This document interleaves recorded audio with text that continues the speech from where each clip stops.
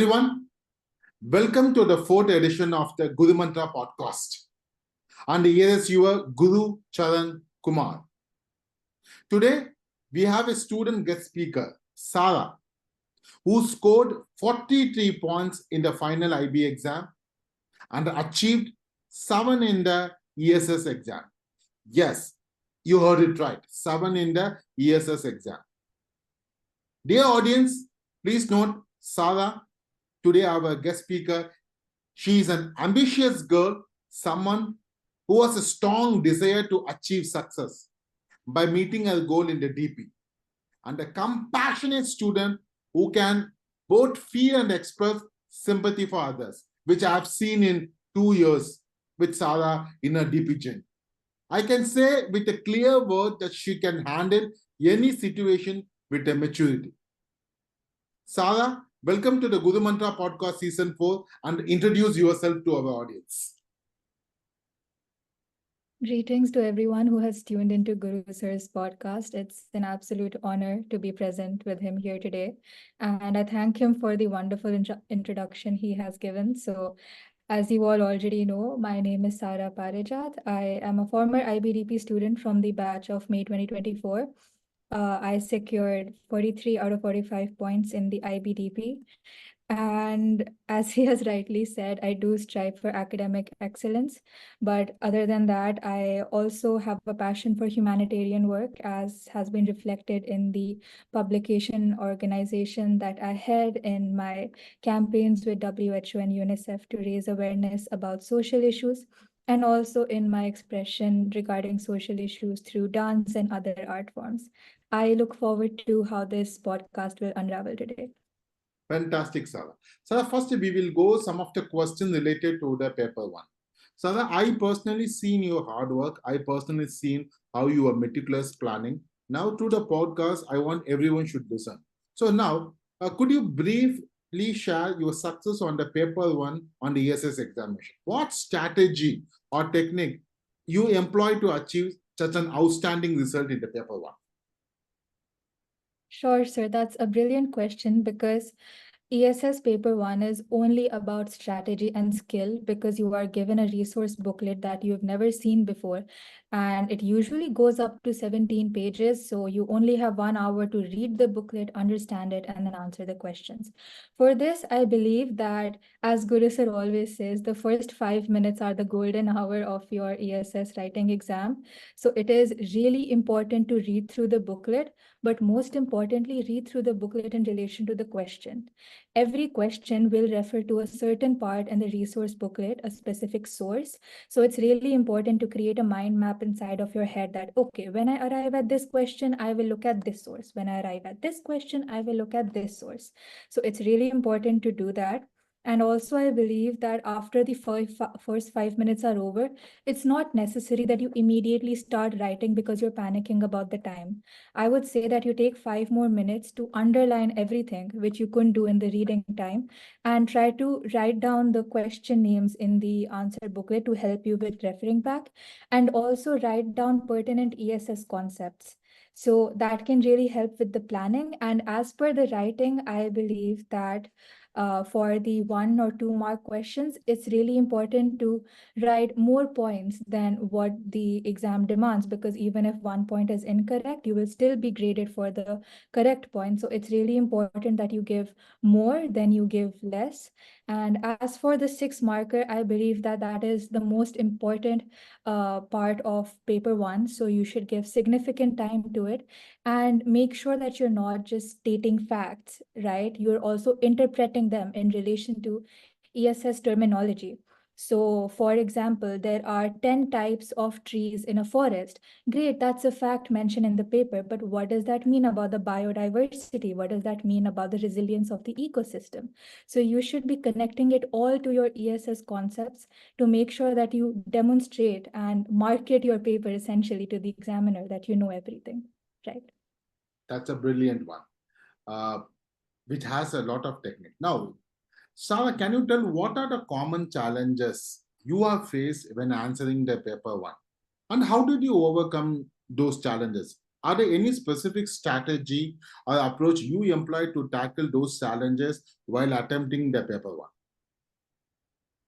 Right, sir. That's a good question. And I believe that all ESS students can relate to this one, that we all mention everything from the source and we all write everything according to the resource booklet, but then we still worry, why didn't we get the marks for it? We go up to our teachers and we say, sir, this was given in this part of the resource booklet, but your answer sheet should be more than the resource booklet. It should also show your prior knowledge about ESS. This is a very big misconception every student has about paper one, that you don't need to study for it. Everything is mentioned in the resource booklet. No, it's just there to help you. So make sure that every time you state a fact in your answer, you also interpret it and give its implications using all the 8 units of ESS. Yes, that is interpretation plays a very important role. So as an ESS teacher, I always face one of the common question: how we can manage a time in the paper one for 60 minutes, 1 hour? So can you tell how did you manage a time effectively during the paper one exam? Do you have any tips or strategy for allocating time for a different section of question while attempting the paper one? Right, surely. I did have a structure in place. And before I say it, I want to give a disclaimer that this is just what worked for me. It may not work for another person, but this is just what I did. I took the first 10 minutes of the exam to underline every single part of the resource booklet so that I'm not frantically going over it at the last minute, so that I'm calm, because that's the most important thing, right? Maintaining your calm and your mental peace during the time constraint of 1 hour. So I underlined every single thing. And with me, it's that I have a certain intuition that as soon as I read a section in the resource booklet, it would click to me that, yeah, this relates to this unit, this relates to this unit. So I would quickly just write down single keywords to include in my answer. So I would do that for 10 minutes. Then I would take the next 25 minutes to answer all the 1 or 2 mark questions. I personally would keep the 6 marker for the end, because by the time I would have reached the 6 marker, I have already gone through all the sources in the previous questions. I already have an idea about the sources. So personally, for me, it's really easy to do the 6 marker at the end. And for the 6 marker, I leave around 20 minutes. So it's 10 minutes of planning, 30 minutes of book questions, and 20 minutes for the 6 marker. Brilliant. Attempting the 6 mark question as the last, it's a good strategy. Saara, one of the important things which I have personally seen during the 2 years with you solving ESS past paper, I have seen many times you solve it, come and give it to me for the feedback. Now, from your journey on the ESS, can you tell how solving ESS past paper helps students, especially for you, prepare for the ESS paper one, and what strategy you have employed while practicing the past paper for paper one? Right, sir. So the strategy for practicing past papers with paper one and paper two are really different. So with paper one, it's that you are just practicing the skill of time management, of content presentation, of thinking on the spot within that short 1 hour. So I believe that past papers should be done to figure out what structure works for you under the high pressure exam environment, and keep repeating it till you have the planning on the fingertips. It's truly just about the skill, because the ESS paper one is completely unseen, so you cannot do much about the content. Okay, fantastic. Okay, so Saara, now from paper one, let's move to some of the paper two questions. It's a paper two is always a big challenge for everyone. Now we want to know about how did you overcome all this challenge. My first question related paper two: what factors should be considered by selecting the essay question paper two? We have a 40 mark and 4 essay question. We have to select two. So how can anyone ensure a well-rounded coverage of the syllabus by selecting the 2 essay question? How did you selected it? Right. So I remember going into the exam, and evaluating all the questions in regards to the knowledge I knew about them. Which question was I the most comfortable in attempting? And even in doing that, I did not really consider the 4 marker as much as I considered the 9 marker, because naturally it has a higher weightage. So you should be more comfortable with the 9 markers of the 2 essay questions that you are attempting. So in that regard, you should really weigh up that, okay, I know the 4 marker better of this question, but am I comfortable with its 9 marker? So you can use such thinking questions to deduce which 2 essay questions to attempt. Correct. That's a good one. So, but Chad, could you share some study tips, especially aim at revising for the paper two for the IB exam? So, what kind of the revision you have done revising the paper two? Sure, sir. So, as for the data-based questions, I believe that they come from all the units all across the years. I've not really found a pattern in them, so those can just be done basis general revision. So, I would like to focus on the essay questions because they take up 40 marks out of 65, which is the majority. So, for essay questions, when I was going through the mark schemes in the past paper booklet, very kindly shared by Guru sir, I noticed that never did I ever find an essay question that dealt with one concept in isolation. They Right. were always connected to multiple other concepts in the ESS 8 chapters that we have. And therefore, I believe that even in our revision, we should imbibe this and not study concepts isolatedly. Because if you start listing down concepts one by one, there would be an overwhelming amount of stuff that you have to revise. And so if you start, like, let's say, putting one concept in the middle and creating a mind map of all the concepts that relate to it and the real life examples that relate to it, you would be able to convert every unit into a story of its own, so that you can memorize it more efficiently, and also so that you have a lot of interlinked concepts to put it in your answer. As Guru sir always used to tell us, you know about positive feedback, you know about eutrophication, but can you link the two effectively? That's exactly what I imbibed while practicing. Oh, wow. Connection plays a very important role. So, Sarah, what are the common mistakes that normally ESS students make in ESS paper two, and how they can avoid it? What is your general tips to avoid any common mistakes in paper two?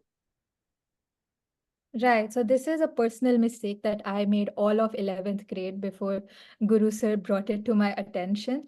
It does not matter how good of knowledge you have if you don't have the marketing skills to present an answer. And this is a point that I cannot emphasize enough, even to the juniors who ask me for advice. It's really important to make your paper very readable and very organized, so that the examiner can just understand that you as a student know everything and just feel confident in giving you the marks that you truly deserve. So for that, I would say that to avoid making the mistake of lacking in format and presentation, sit with the exam criteria and make sure that you incorporate all the keywords and the strands as your headings, as Guru sir taught. It's also a component in his website. So for those who are not able to understand what I'm saying, please feel free to check out Guru sir's website. So yeah, that's a very important point to me. I still remember your handwriting. Something I have to suspect. Is it handwriting or you literally typed it and given the answer? Yes, audience. Okay, you have to see Sarah handwriting. It's a brilliant, it's a rare. That's why I always say Sarah is a rare species in my class. Okay, so Sarah, the last question for the paper two. Can you explain the difficulty level of studying the ESS paper two? Because most of the students always come and ask me, sir, I can study for the paper one. Paper two, it's always very difficult. Were there any particular topic or concept that you found most challenging than others? How did you approach these difficulties in paper two? Right, sir. And I have a very different opinion on this. I would like to say that ESS paper 2, contrary to popular belief, is really not that hard to study for. It just depends on your approach towards studying it, right? So as soon as you realized that you don't have to memorize anything, you have to associate and learn it through interlinking, it will actually become a very enjoyable experience to see a question and immediately form interlinkages in your mind and write it down. I remember at the start of 11th grade, I used to dread paper 2 due to its lengthy nature, but towards the final exam, due to Guru sir's advice on the ease of presentation and the mind mapping strategy, I started loving it. And so I recommend it to everyone as well. Yes, mind mapping plays a very important role. I'm very happy you are employed. That's why you got a 7. So, Saara, now from paper 1 to paper 2, now let's move to the IA related question. Audience, please note, Saara IA is available on the ESS Guru Mantra as a sample. You have to see. If you really want to know how to achieve ESS 7 in IA, please have a look. One of the fantastic primary data IA. I recommend everyone have to see it. So, Saara, have you used ESS Guru Mantra website during your IA journey in ESS? How did it aid in your research and analysis and help you? Right, sir. One thing that distinguishes Guru Sir's IA section on his website from any other ESS teacher out there is the fact that he employs a very practical strategy to approaching IAs, in the sense that he will give you authentic IA exemplars with a marking strategy, with the marks and everything, so that you can see the examiner's mindset by yourself through your own eyes. And I remember going through all the marks of every single IA that was there and evaluating in my own head, okay, what would the examiner be thinking while marking that? So while I was writing my own IA, I employed the same mindset to, in a sense, mark my own IA and see what I can change and all. So I believe that's a very important thing that Guru Sir does. Wow, that's a good strategy. Sara, what are your top 3 tips if someone want to score, a student want to score 7 on ESS IA? Because you have scored 7 on the IA component on the final IB exam. So what are the 3 tips to score a 7 in ESS IA you want to give to the DP students? Sure. Okay. So, 3 tips that I would want to give to people who are currently pursuing ESS and IBDP is, firstly, never lose track of the marking criteria of the ESS IA, which I tended to do a lot. I would start talking about my own research in misalignment with the criteria. And a way to avoid this mistake is to keep your headings based on the criteria strands and not the criteria itself. So if they ask about your ethics and your implications, make a heading for that and write it, so that even the examiner can see all the headings and know that you adhere to the criteria absolutely perfectly. Second tip that I would like to say is that don't describe your research in general terms. Always put terminologies and vocabulary wherever you can. Don't say that there were 15 trees I found in this forest. You can then add on vocabulary about the species, about the habitat diversity, about the type of ecosystem that it was. So always make sure that you're using ESS terminologies. And lastly, never describe or explain, always evaluate every single point that you make, because that critical thinking and evaluation plays a very, very big role in helping you attain the highest mark of the ESS criteria. That's Yes. brilliant. Okay. Sara, could you share an example of the common mistake that ESS students often make in IA and how they can avoid it? Okay. One mistake that I feel is very overlooked and not talked about much is the sources that we used. As people who are trying our best to become academically well versed and we practice academic ethics, it's really important to see where you get your information from. And it always helps if you have a diverse range of sources like YouTube videos, journals, academic research papers, articles, etc. And therefore, like, even when the examiner goes to the bottom and sees all of that, they will have trust that you really did your research well. So always make sure you put emphasis on the resources. Yes, that's the important part. So I still remember, I think in this particular batch class of 2024, you was the first student submitted ESS IA on time for the final IA. I think after you, Kami, has submitted. I know you followed the deadline, military precision meticulously for submission. So can you tell what are the potential consequences if a student are not submitting ESS IA on time? And why timely submission of ESS IA is very crucial? Sure. I mean, I believe the answer to this is very straightforward, and yet we students, we overlook it so much. If you don't submit your ESSI or any work generally in time, you will not get the feedback you deserve on time. And so you will keep lagging behind in the process. And then we all know that when we do the last minute work, when we are panicking, it never is up to our highest potential. So I believe that delaying our submissions is just doing a disservice to us. We deserve good feedback, and for that, we have a duty to submit it on time to give the teacher the bandwidth to provide us with that. Wow. Yes, that I can understand. So, Sarah, I have a last couple of two questions. Sarah, can you tell me what is the one factor which makes studying ESS unique and interesting when compared to the other subjects? Sure, sir. I would want to talk about this in regards to the science domain because ESS comes under a group 4 subject. It's a science subject. I believe that all the other sciences are very theoretical and uh, very narrow in their approach. But what I really liked about ESS is that as I had global politics as well, I could connect it to other subjects. So the interdisciplinary nature of ESS was something that truly stuck with me, and also how we were able to relate it to real life examples really made it fun to study because I would find myself researching even on my free time just because of how relatable the subject was. Wow. Sarah, I still remember you joined the ESS little late, but even though late, but you picked up very fast each and everything, and that finally you are standing in the score of the 7 point. Your last question, how different was your journey in ESS than you expected it to be in terms of learning and expecting from the subject when you joined in the class? Right, sir. I built on this point that I just mentioned. I thought I confused environmental systems and societies to just environmental sciences.